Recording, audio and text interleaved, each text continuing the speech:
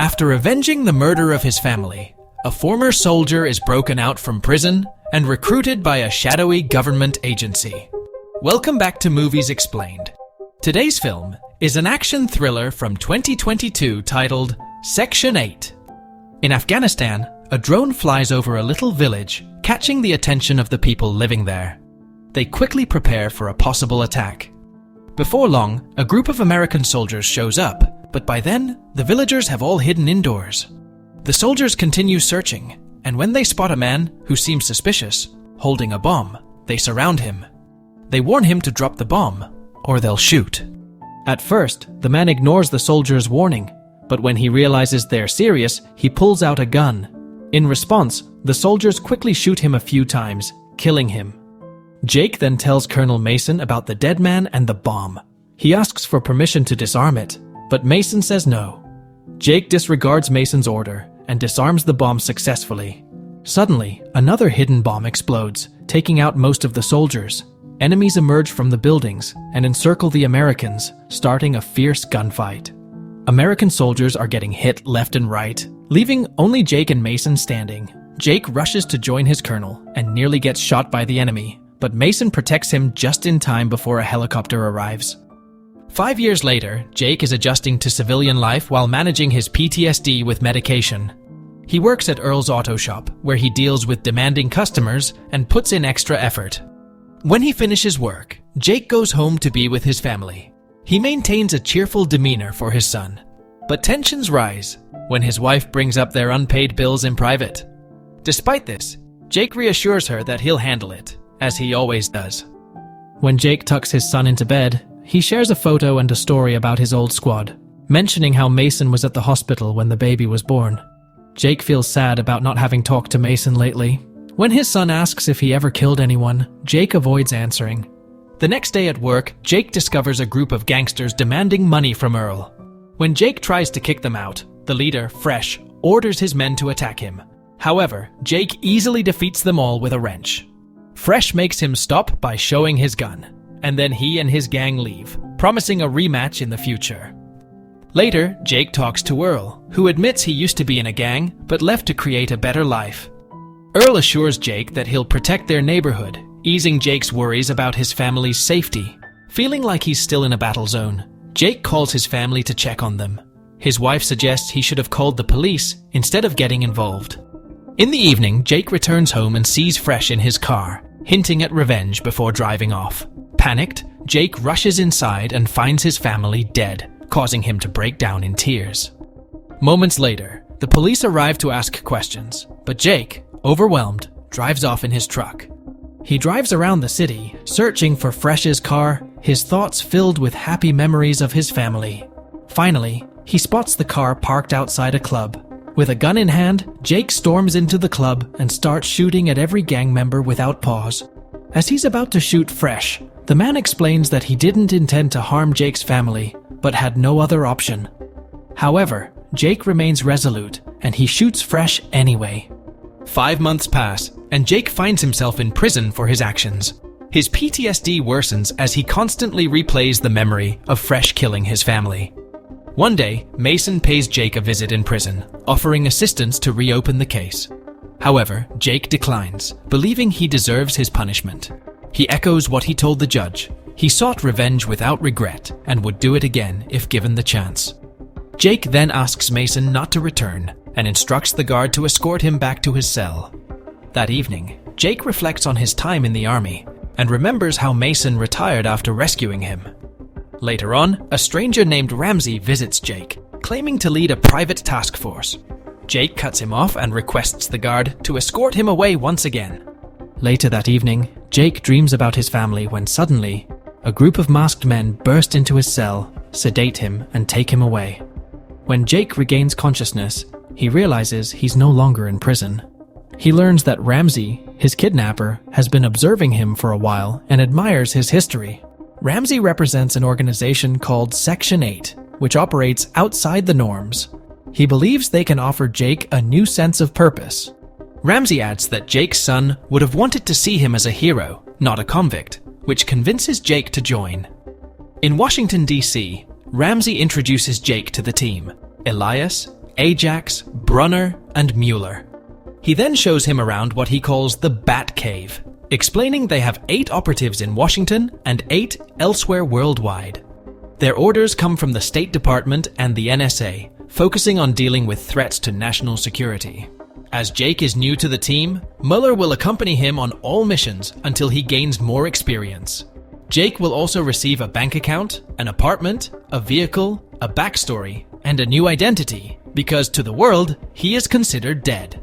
After Ramsey leaves, the team takes charge of initiating Jake. Ajax begins by provoking him, pushing him around, and throwing punches. Jake initially tries to avoid the fight and dodges Ajax's aggressive moves. However, Ajax's hostility pushes Jake to his breaking point. He retaliates by pushing Ajax down and nearly injuring him with a pen near his eye. Suddenly, a memory of his family floods Jake's mind, and he regains his composure. Jake then walks away from the situation. Frustrated, Ajax argues that Jake's fear indicates he doesn't fit in, but Mueller disagrees. Later, Jake and Mueller board a plane and talk about Jake's upcoming mission. Their target is Castillo, a defense contractor who also deals in weapons. Recently, he acquired some dangerous blueprints that he plans to sell to the Russians. Jake's task is to recover the blueprints and eliminate Castillo and his associates. Jake comes to terms with the fact that they operate as assassins and feels uneasy about having to kill again. In the evening, Jake and Mueller arrive in Mexico and locate Castillo, preparing to exchange goods with a Russian negotiator in a warehouse. As Castillo and the Russian bicker, Jake quietly takes out a guard. The commotion leads both sides to suspect betrayal, sparking a fierce gun battle between them. The gang members start dying one by one, and a car explosion finally puts an end to the fight. Jake emerges and eliminates the remaining survivors before discovering 2 frightened women inside the car. He ignores them, retrieves the schematics, and departs. Back at the base, Ramsey reprimands Jake for leaving the women alive, claiming it jeopardized the mission's integrity. Jake defends his actions, seeing the women as innocent victims, while accusing Ramsey of disregarding human life. Ramsey threatens to send Jake back to prison if he doesn't comply. Mueller supports Jake's actions, but Ramsey remains unsure. Ajax intervenes, suggesting that Ramsey made a mistake. After being left alone, Ramsey contacts someone named Locke. The following day in Nevada, Locke, a mercenary, breaks into a hotel. He kills several employees and enters a room, scaring off the women inside before facing his target. The man recognizes that Ramsey sent Locke and attempts to bribe him with a large sum of money, but Locke disregards the offer and kills him regardless. Locke then flees through the hotel's casino, raising suspicion among the guards who begin to pursue him. Locke swiftly overpowers every guard that approaches him, running through the area and causing damage. He knocks out more guards who try to stop him. Eventually, he draws his gun, firing a few shots to create chaos among the gambling crowd. He also eliminates a guard before fleeing outside and stealing a car to make his getaway.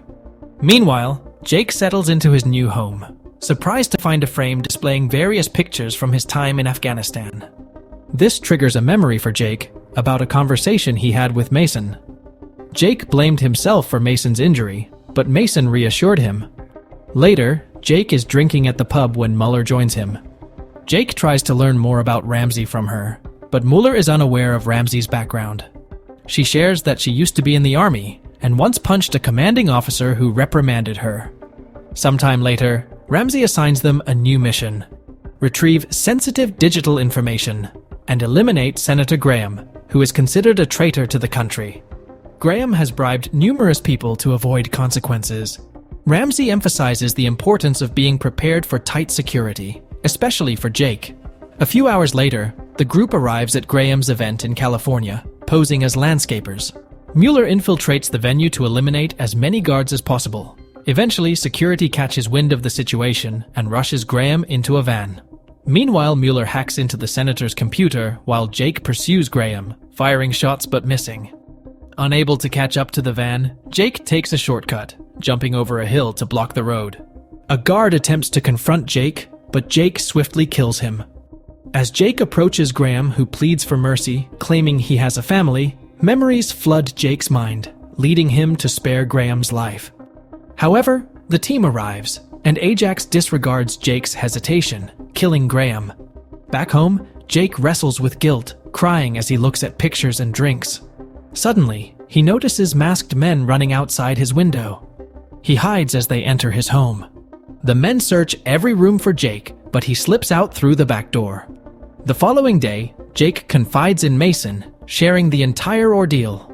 Mason reveals that the original Section 8 was disbanded in the 90s, and the current one is filled with disgraced agents from various agencies like the Army, CIA, and FBI. They have significant connections in Washington, which means Jake is in serious danger if he's bypassing Section 8. Mason hasn't heard of Ramsey and agrees to make some inquiries. He also offers Jake money and a firearm. Jake then returns to his hometown and receives a call from Ramsey, who wants to meet and resolve matters. But Jake declines. Ramsey instructs Mueller to contact Locke, who is hiding in Argentina, to assign him the mission of killing Jake. Later on, Jake runs into his son's best friend and learns that before his family's tragedy, Fresh was spotted with individuals dressed in black suits, resembling secret agents from comic books. Before Jake can gather more information, Locke appears and starts shooting. Jake pushes the kid into a nearby shop before fleeing himself. As Locke begins shooting civilians, panic spreads throughout the area. Soon, the police arrive, but Locke also targets them. This chaos gives Jake the chance to flee. Locke then steals a police car to search for Jake while informing Ramsey of the situation. Later that evening, Jake seeks refuge at Earl's shop, reminiscing about how Earl raised him after his parents' death. Suddenly, the computer signals the arrival of the team, prompting Jake and Earl to arm themselves for a confrontation. Jake narrowly avoids getting shot by Elias, but Earl intervenes and kills Elias. Next, Brunner engages with Jake on the roof of a car. Suddenly, Ajax fires shots at them. Brunner turns to yell at Ajax for his recklessness, allowing Jake to seize the opportunity and stab Brunner with a screwdriver.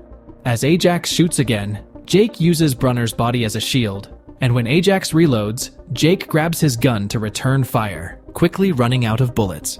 Ajax purposely wastes his remaining bullets, as he prefers to engage Jake in hand-to-hand combat. They exchange blows vigorously, and Ajax attempts to stab Jake, but is shot by Mueller instead. After the altercation, Jake makes sure Earl is okay and receives his car keys to flee before the police arrive. While in the car, Mueller admits to saving Jake because she also wants to leave Section 8. Jake remains skeptical of her intentions and insists on being taken to Ramsey's location, distrustful of Mueller. The next day, Jake and Mueller head to Montana, attempting to sneak through a forest to find Ramsey's cabin. However, Jake is suddenly knocked unconscious when he turns around. He dreams of his family once more before awakening, bound to a chair in a room with Ramsey and Mueller. Mueller, who has been collaborating with Ramsey, reveals that she set up this trap for Jake. Ramsey announces a surprise, and Jake is stunned when Mason enters the room. He learns that Mason has been working with Ramsey all along. The organization needed an agent with Jake's abilities, so Mason provided information on how to locate him. This revelation means that they were the ones who orchestrated Fresh's involvement in the murder of Jake's family. Jake is stunned by Mason's betrayal, unable to comprehend why Mason would turn against him. Mason explains that Jake's current life was nothing but a waste of good talent and skills. Afterward, the group leaves Jake alone, and Mason pays Ramsey and Mueller the agreed-upon sum of money. Ramsey suggests eliminating Jake because he's considered a liability, and Mason agrees. While Mueller counts the money, Mason goes to Jake, releasing him from his restraints. He then reveals the truth. Mason was hired to dismantle Section 8 from within, and now he seeks Jake's assistance in completing the task. Mason intentionally triggers the alarm, drawing 2 guards to investigate whom they swiftly kill. As more men arrive, Jake and Mason engage in a shootout, clearing their path to find Ramsey. Amidst the chaos of bullets tearing through the air, Ramsey and Mueller take cover, offering Jake the money provided by Mason. Jake declines the offer, firing a shot to make his stance clear. Ramsey then tries to shift the blame onto Mason, but Jake remains unconvinced. While they argue, Mueller attempts to ambush Jake. Mason intervenes, sacrificing himself by taking the bullet intended for Jake, and retaliates by shooting Mueller down. Jake hurries to Mason's side to check on his friend. Ramsey attempts to seize the money, but Jake scares him away with a few shots. Mason, knowing his time is limited, asks Jake to complete the mission before passing away. Just as Jake mourns Mason's death, Mueller intervenes and tries to shoot him. However, she realizes she's out of ammunition, prompting a physical confrontation between them. After exchanging blows, Mueller manages to stab Jake in the shoulder.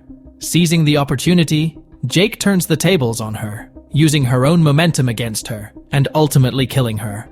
Afterward, Jake exits the building and spots Ramsey fleeing in a car. He commandeers another vehicle and pursues Ramsey.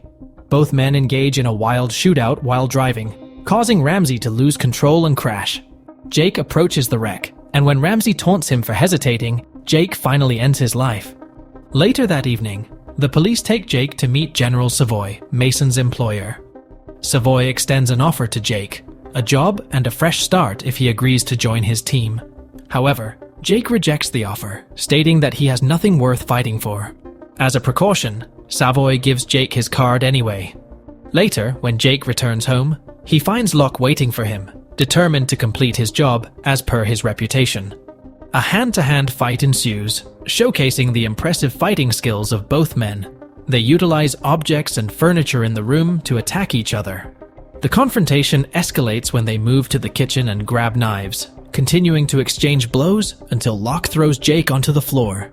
With Locke momentarily distracted, Jake seizes the opportunity to grab his gun and fatally shoot Locke. The following morning, Jake sends a voice message to Earl, expressing gratitude for his support and revealing his departure. While on a bus, Jake witnesses a heartwarming moment between a mother and her son, evoking memories of his own family. Inspired by this moment, Jake decides to call Savoy and accept his offer, realizing he does have something worth fighting for. Savoy warmly accepts Jake into Section 9. Thanks for watching. Like and subscribe for more videos.